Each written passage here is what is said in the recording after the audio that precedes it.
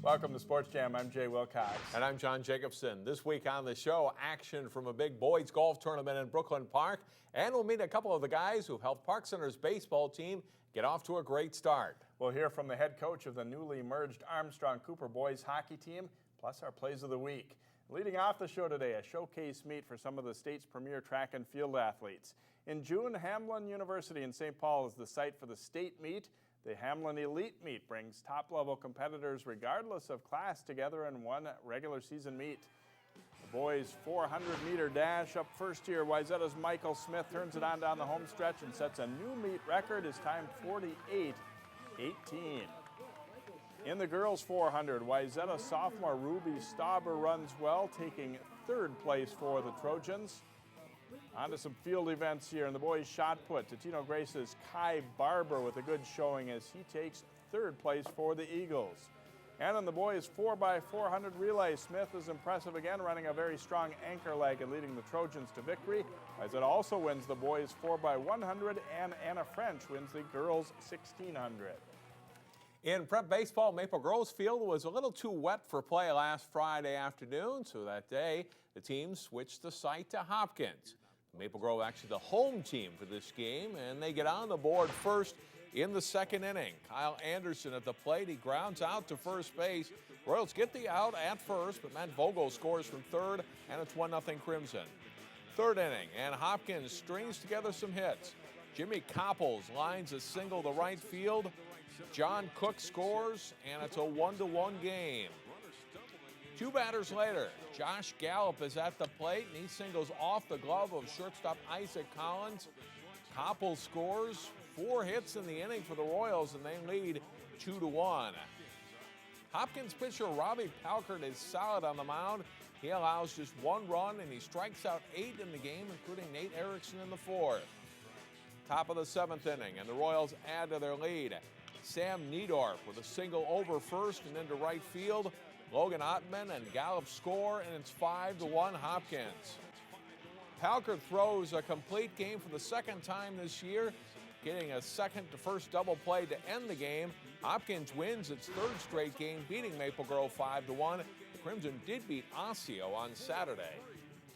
Cooper and Totino Grace have usually been in the hunt near the top of the North Suburban Conference in baseball. The Grace Eagles paid a visit to New Hope to face Tim Palm and the Hawks.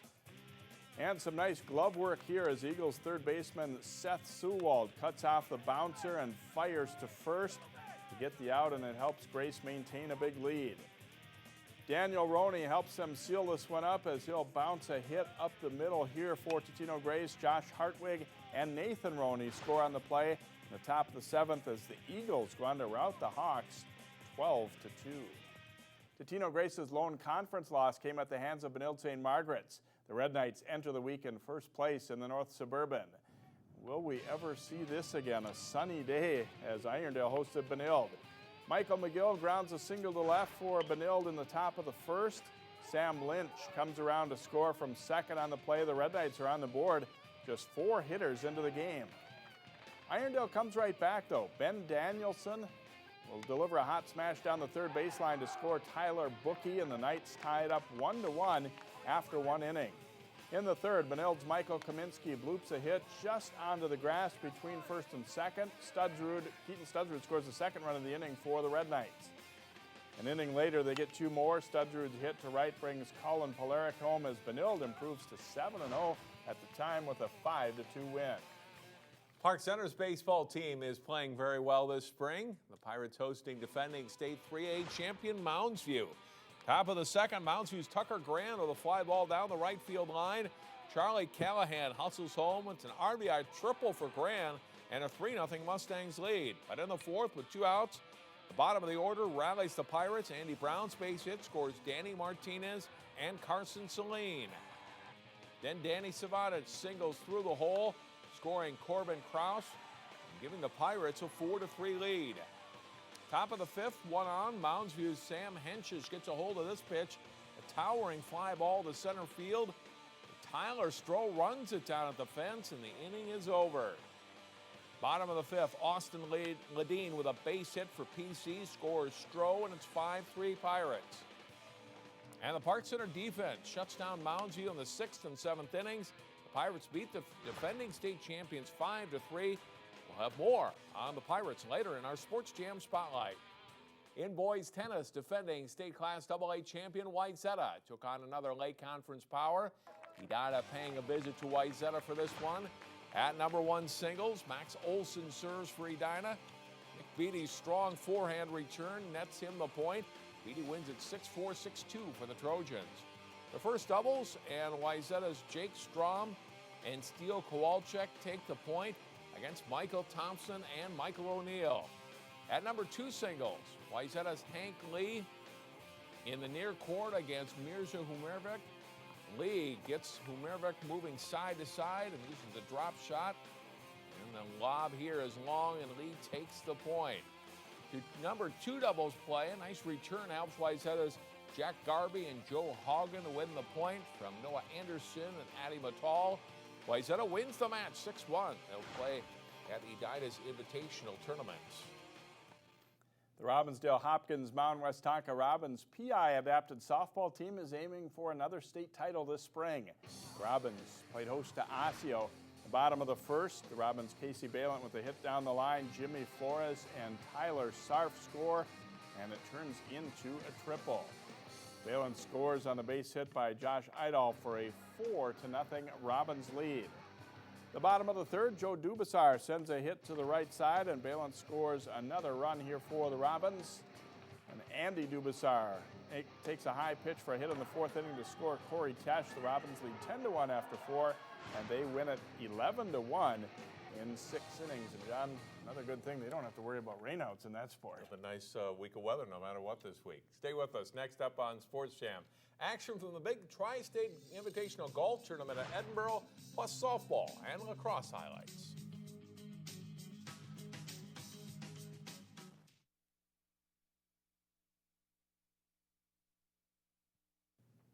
Like most every sport this spring, it's a late start to the season for high school golfers. Many courses just opened for the season last week. The 36-hole, 24-team Tri-State Invitational Boys Tournament was played Friday and Saturday at Edinburgh, USA in Brooklyn Park. Jack Holmgren and the Wayzata Trojans holding a 1-stroke lead over Edina after the first day. Providence Academy was one of the other local schools in the field. Paul Stanky taps in a short birdie putt on the 15th hole on his way to a 78 Saturday. After a great tee shot, Matt Rastetter of Providence taps in for birdie on 16. He shoots his team's low score, 158 over 2 days. Paul Vogt of Hopkins shot rounds of 79 and 77 to lead the Royals. Hopkins finishes in 14th place. Wayzata's Van Holmgren teeing off on number 1 as you look at Ben Frassini with a putt that got him to a score of 157 for 2 days. Van Holmgren, there he is, teeing off on number 1 with rounds of 77 and 78. That tied him with his brother Jack, who just misses the birdie try on Edinburgh's 2nd hole, 78 and 77 for Jack Holmgren on the weekend. As we look at the final team scores, Wayzata wins the Tri-State by 3 shots. Lakeville North finishes 2nd with Edina 3rd. Among the other area teams, Benilde St. Margaret's comes in 10th place, Hopkins 14th, Providence 17th, and Rogers 24th. In softball, the Hopkins schedule is littered with postponements already. The Royals did get a late conference game in, though, against Wayzata early last week. Hopkins up 1-0 in the 3rd and looking for more. Josie Rees bunts, but Reagan Williams flips to catcher Emma Schifferle for the tag for the Trojans. The next hitter, though, Laura Clements, grounds it up the middle. A nice stop by second baseman Brianna Westerberg, but her throw is high to first. 2-run score on the play for Hopkins, and they take a 3-0 lead. In the top of the 4th, Reagan Palish delivers a hit down the right field line for Wayzata. Williams scores on the play, and Palish winds up on 2nd for the Trojans. Next batter, Anna Buell, drops a base hit just in front of the Royals left fielder. Palish scores, and Wayzata's right back within a run at 3-2. But Hopkins responds in a big way. Erin O'Neill with a hit to left to score Natalie Den Hartog in the bottom of the 4th inning. And then here's probably the biggest hit of the game. Reese lofts a fly ball to deep left center. This one comes with the bases loaded, and it falls in. 3-run score on the Reese triple as Hopkins takes a 7-2 lead. They hold off a Wayzata rally in the 7th to win 7-4. District 279 rivals Park Center and Osseo look to have solid softball teams this spring. They played a close one last week. Meeting under the lights at Osseo, bottom of the second inning. Osseo's Kelly Auer singles into right field. Courtney Calkins comes around to score, and it's 1-0 Orioles after 2. Pirates got some base runners in the game, but Calkins recorded some big outs along the way, including a strikeout of Danny Adamich to end the top of the fourth. Bottom of the fourth inning. Calkins at the plate, and she gets a hold of one, tagging it to the fence in right center field. Orioles junior into second base with a leadoff double. But Pirates pitcher Jillian Rosby is solid too. She strikes out Faith Lovechick with 2 runners aboard to end the inning. Calkins, though, holds her lead and gets another strikeout, giving her 8 for the game. And that one ends it. Osseo shuts out Park Center 1-0. Now to lacrosse, where the Maple Grove boys started the season with 3 close losses. The Crimson looked to get into the winning column Saturday as they hosted the Minnetonka Skippers. Matthew Leonard's on the run for Maple Grove. He stops and gets it to Jesse Bullinger, over to Matt Savanich for the goal. And a 1-0 Crimson lead in the opening quarter. After the Skippers tie it, they go ahead as Jack Areola feeds John Burkhardt for the goal, and it's 2-1 Tonka in the second quarter. Maple Grove answers with some determined work by Jake Wilson. He spins and keeps the pressure on the defender before firing a low shot in to make it 2-2 at halftime. Third quarter now, and Reese Poppy goes to Savanich to Jonathan First, who scores as he's knocked down, and it's 3-2 Crimson. Bullinger gives them a 2-goal lead in the fourth quarter, and Maple Grove holds on for a 5-4 win, their first of the season. The Champlain Park girls lacrosse team reached the state tournament for the first time in school history a year ago. Rebels played their season opener at home this past week against Centennial. First half, nice spin move by Champlain Park's Delaney Everett. She beats the Cougars goalie with the shot to make it 3-0 Rebels. Katie Elder on the run will pass to her right. Margie McNamara picks up the loose ball and scores Champlain Park's 5th goal. Everett gets free on the left sideline and works the ball ahead to Hannah Krimble, who scores one of her 3 goals, and it's 6-0 Champlain Park. A lot of red jerseys around Elder on this play, but the senior midi gets herself free for the shot and goal. Elder nets 4 goals in the game. Later in the first half, Tara Dahlman weaves through the Cougar defense and scores. Dahlman also nets a hat trick. That goal makes it 12-1 Rebels. Second half, McNamara to Everett out front. A nice pass. Everett, McNamara, and Elder each score 4 times on the night. Rebels win big over Centennial, 21-5. Champlain Park boys lacrosse team also won its season opener. Rebels won at Centennial, 13-0. And gee, thankfully those teams with turf fields won't be running around in puddles. A couple teams like Champlain Park and Totino on grass, but the rest of our schools that have lacrosse all on turf. And there seems to be a lot higher threshold for how much rain they'll play in that sport as compared to, tennis or baseball or softball, some of the other spring sports too. Straight ahead in our Sports Jam Spotlight, meet 2 players for the surging Park Center baseball team. That's coming up next.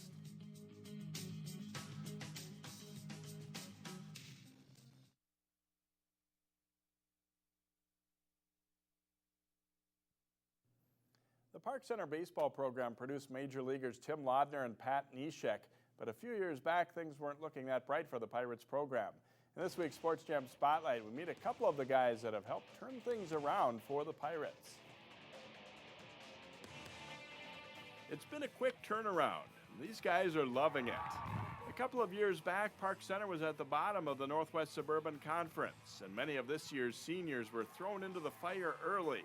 They never wavered in their love of the game and of playing together. I was always confident that we'd be a pretty good team. I didn't think we'd be as good as we've been playing lately. We've been playing some pretty good teams. We've been playing up to the level, so it's been nice. Oh, very excited. It was we all known each other for so long that just playing baseball with these guys is just so much fun, and that's what baseball should be, is fun, not really worrying about the winning and losing. Catcher Austin Ledin is a clutch hitter and solid behind the plate. It's nice to have a catcher that is really stable back there, and I mean, yesterday he came up with a huge block of a ball. You know, those are little things that a lot of people don't see or understand, but he's real gritty back there. Him and I work together calling, you know, I call the pitches, we talk about locations, and he knows where he's supposed to be. And at the plate, you know, he's a presence. And he'll be the first one to tell you he's had about 4 or 5 just, you know, little dink and dunk hits this year, but then, you know, the last couple games come up with a couple line shots, and I think that, you know, he's clearly going to be one of our best hitters all year. Brandon Budnick's contributed from 2 positions, in the outfield and on the mound.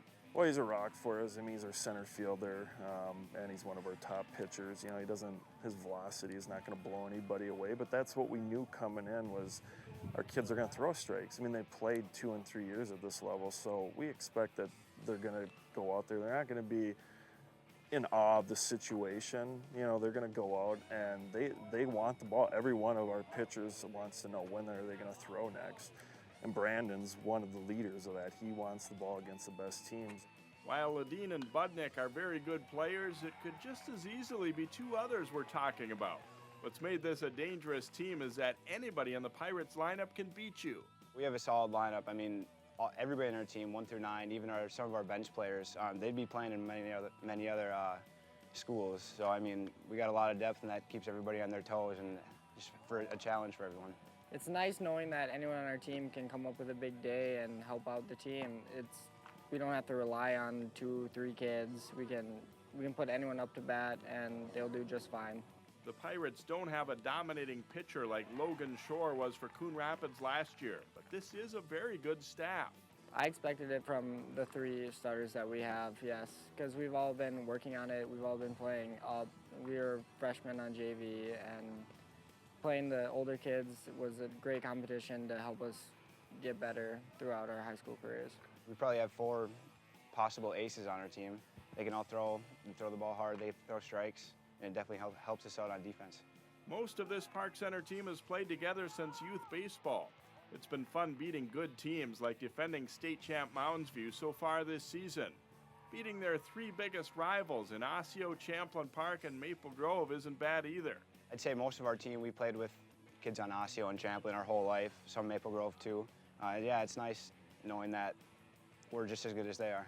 Austin Ledin, Brandon Budnick, and their teammates seem to be taking their success in stride. It's part of what's making this a special season for Park Center baseball. Park Center did suffer its first loss of the season Friday in a non-conference game against Irondale, but they bounced back to win a key Northwest Suburban game, beating Elk River 5-1 Saturday. Park Center enters the week tied for first place in the conference with a 5-0 league mark, 6-1 overall. John talks hockey with the coach for newly merged Armstrong-Cooper up next, plus our plays of the week.